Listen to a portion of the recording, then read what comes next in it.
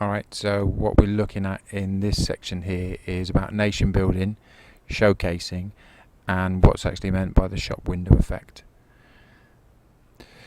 First and foremost, what we're trying to do is outline what vehicle to a nation building is, and it's promoting a country or a world on the world stage. And that follows on into the shop window effect, is the idea behind putting what you like or what's good about you in the front so everybody can see it, hence the term shop window effect. Also, it's about the relationship between politics now and sport. I think the old adage used to be that politics and sport never mixed. However, now they're intertwined. This was showcased particularly in Beijing, where the political regime thought it was a good idea to take on the Olympics, and they tried to display their country in the best light, and that's clearly shown in the pageantry that they showed at the beginning. There was loads of ideological images portrayed about China, how organised they were, and how systematic they approached the Olympics. One of the things about the shop window effect is that it also highlights the negatives as well, which is one of the things that they didn't want to be seen, and this image in itself reflects that quite clearly, the communism behind the Olympics. So this idea of the shop window effect isn't new, and it wasn't invented by the Chinese. It's been throughout history.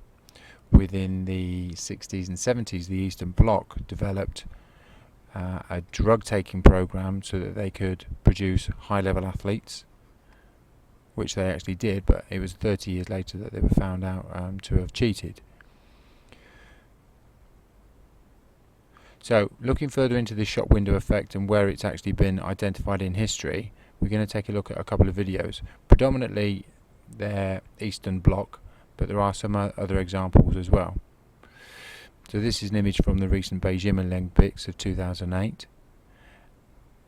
This is the ideal that they wanted you to see, the Communist Party being able to create fantastic buildings, and also the history behind the country.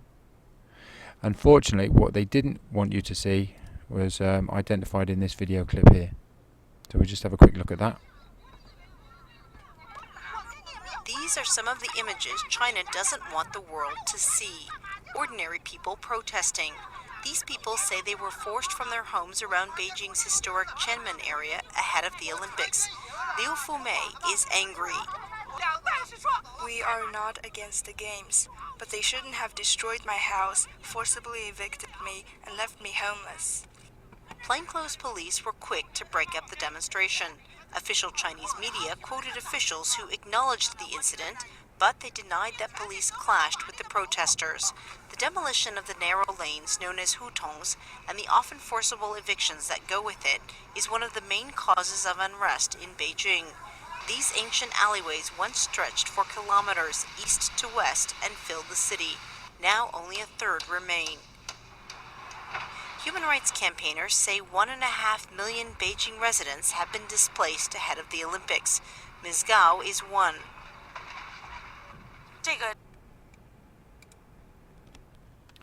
Okay, so there's clear evidence of what actually the citizens of Beijing have had to pay as a price for the development of this new and shiny Olympics in Beijing.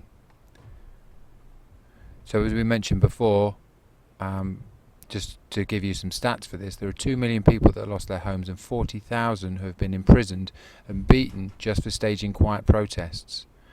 An estimated 200,000 are still living in the streets, unable to find temporary housing and not able to stay with their families. So this is one of the negative impacts of the shop window, is it will display all of your aspects, not just the positive sides. So that's trying to imagine the entire of Brighton being entirely destroyed for some kind of Olympic stadium to be set up. Do you think we'd be able to get away with it in this country? What ways did the Beijing showcase its good parts? Is the grandeur and the size of the ceremonies.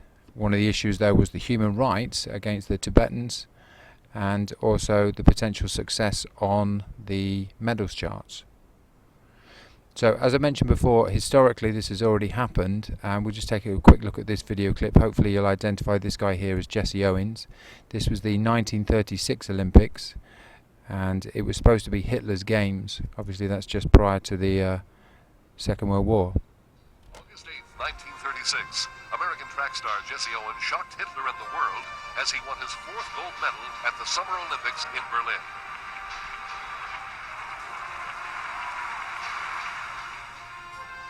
Berlin had become the focus of world attention in 1936, when the Summer Olympics were held in Hitler's Germany. This was to be Hitler's greatest propaganda triumph. Not only would he show off his nation to the world, but he'd prove on the athletic field the superiority of his Aryan race. Like a modern Caesar, he stands on the balcony to receive the salutes of the athletes of 50 nations.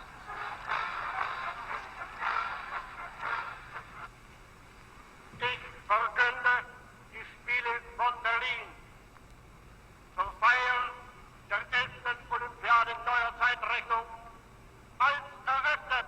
The games were open, and Hitler's master race was on display.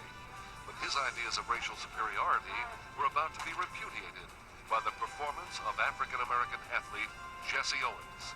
Owens, a track star from Ohio State University, had electrified college sports earlier in the year with his stunning performances. When the track and field competition began, Hitler was in attendance. He had come to watch his German team dominate their opponents. He even congratulated the first 3 gold medal winners. When Jesse Owens, Cornelius Johnson, and other African-American athletes were awarded their gold medals, Hitler was conspicuously absent. So again, even though this was supposed to be the propaganda between Hitler and the master race, it was actually eclipsed, as was mentioned by Jesse Owens. So again, the shop window effect didn't actually work in essence for Hitler, but more so identified the opposite, which was the black Americans being just as superior as his apparent master race. Munich 1972, another Olympics that has had controversy behind it. We'll just take a look at this clip here.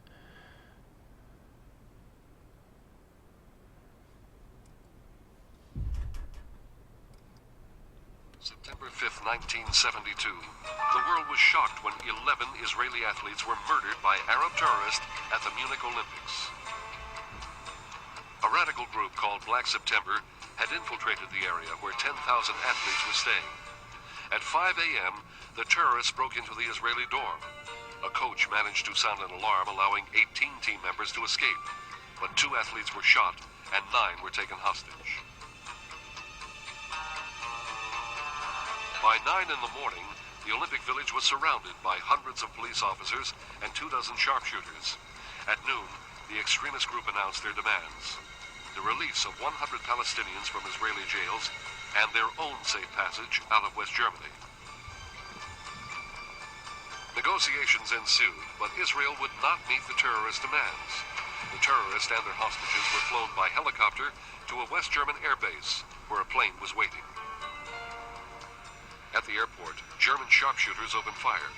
The terrorists fired back, and all 9 Israeli hostages were killed, along with 4 of the 7 terrorists and a German police officer. 4 of the victims burned to death when a terrorist threw a grenade and set fire to their helicopter. So again, this is another example of how the Olympics is no longer a standalone sporting event, but it's masked by political ideals, and also it gives the opportunity for terrorist organisations to take all of the spotlight away from the sporting success and transfer it onto their own needs and demands. So these are ones that you really need to remember when you're looking at the shop window effect. Munich 1936 is the Hitler Games, and also Beijing. And the question you want to ask yourself is, Baron de Coubertin's ideal about the Olympics of coming together and peace within countries actually still in place?